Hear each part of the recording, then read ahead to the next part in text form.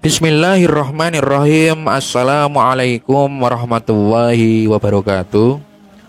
Pada kesempatan kali ini saya akan menyampaikan sejarah mengenai salah seorang nabi yang mana nabi ini tidak begitu dikenal.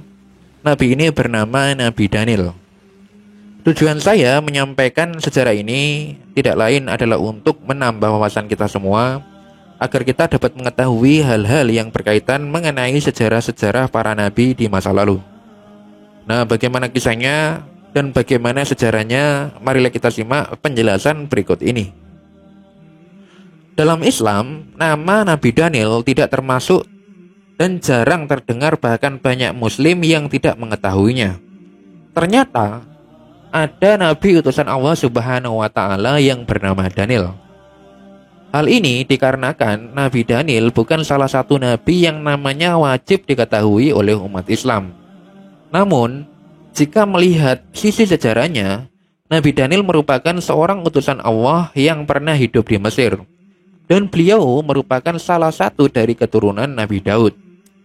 Selain itu, Nabi Daniel juga dikenal sebagai seorang nabi dari Bani Israel yang dikenal dalam ajaran agama Yahudi dan Kristen, terutama dicatat dalam kitab Daniel di Alkitab Ibrani atau Perjanjian Lama di dalam Alkitab. Daniel hidup di masa pembuangan bangsa Israel dari kerajaan Yehuda ke Babilonia. Pada tahun yang ketiga pemerintahan Yoyakim yang merupakan raja Yehuda di Yerusalem, saat itu datanglah Nebukadnezar yang merupakan raja Babilonia yang bertujuan untuk mengepung kota itu. Di mana ketika itu Nebukadnezar merupakan seorang raja yang terkenal dan sangat kejam. Tidak ada satupun laki-laki Bani Israel yang hidup melainkan mengalami nasib mati dibunuh. Anak-anak dipisahkan dari orang tuanya dan dilatih untuk mengabdikan diri untuk sang raja. Bagi anak yang memiliki keistimewaan atau kecerdasan, mereka disaring untuk dapat mengabdikan kepintarannya kepada raja. Dan di antara mereka adalah Nabi Daniel. Ia ditawan dan dipenjarakan bersama dengan keturunan Nabi Yakub dan Nabi Yusuf. Suatu hari, sang raja Nebukadnezar melihat sebuah patung raksasa.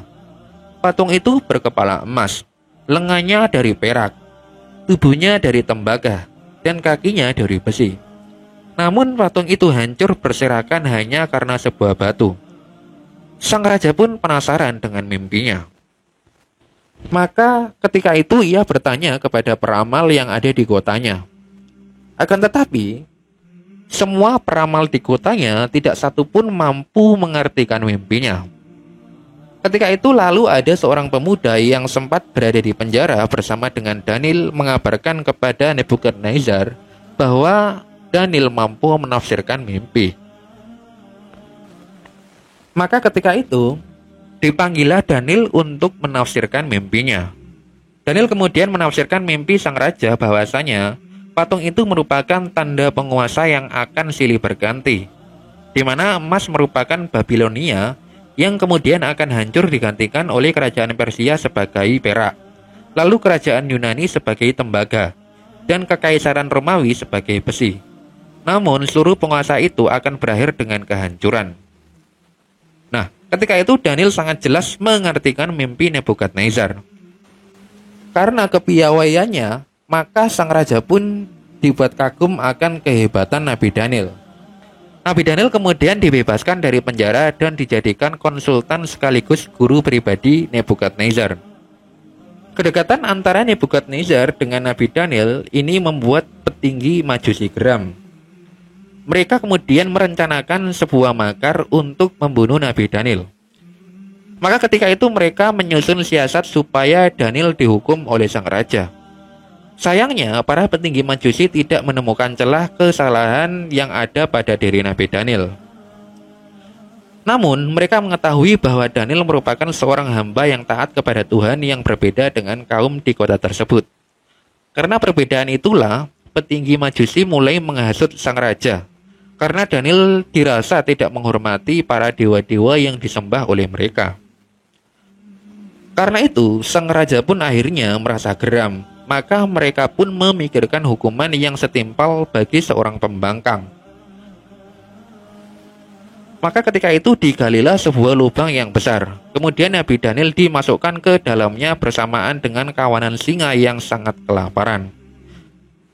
Namun, kuasa Allah Subhanahu wa Ta'ala setelah beberapa hari lamanya Daniel berada di dalam lubang tersebut, ternyata beliau dalam keadaan sehat dan utuh.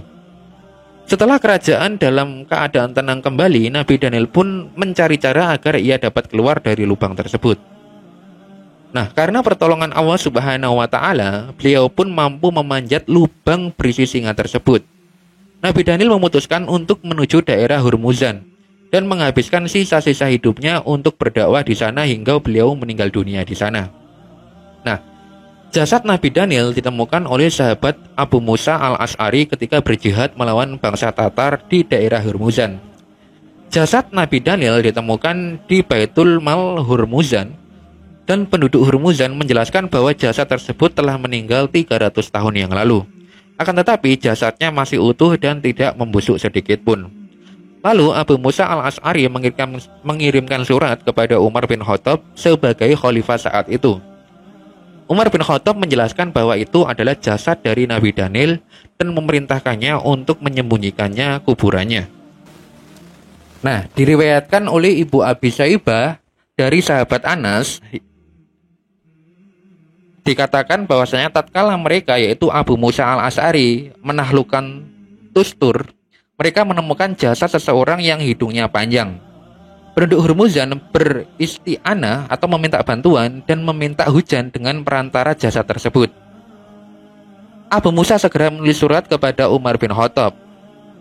Kemudian Umar membalas suratnya, sesungguhnya ini atau jasad tersebut adalah nabi di antara para nabi. Api tidak akan membakar jasad para nabi dan bumi tidak akan merusaknya. Hendaklah engkau dan salah seorang sahabatmu menguburkannya di tempat yang tidak ada seorang pun yang mengetahuinya kecuali kalian berdua. Kemudian aku dan Abu Musa pergi untuk menguburkannya. Nah, cara menyembunyikan kubur beliau dengan cara para sahabat menggali 13 lubang kubur di sungai yang mana airnya dibendung sementara. Lalu ia menguburkannya pada salah satu lubang di malam hari, sehingga tidak ada yang mengetahui di mana kuburan beliau. Tujuan Khalifah Umar menyembunyikan jasad Nabi Daniel karena dikhawatirkan akan membuat manusia terjatuh dalam kesyirikan, yang merupakan dosa paling besar dan paling dilarang di dalam agama Islam. Di mana Islam adalah agama yang memiliki kelanjutan dari agama sebelumnya, yakni Yahudi dan Nasrani. Dan Islam tetap menghormati dan meyakini para nabi dan rasul terdahulu. Nah, demikianlah secara singkat mengenai Nabi Daniel yang dapat saya sampaikan. Semoga yang sedikit ini dapat bermanfaat dan dapat menambah wawasan kita semua. Karena tujuan saya menyampaikan secara ini tidak lain adalah untuk menambah wawasan kita semua. Akhirul kalam, billahi taufiq wal hidayah. Wassalamualaikum warahmatullahi wabarakatuh.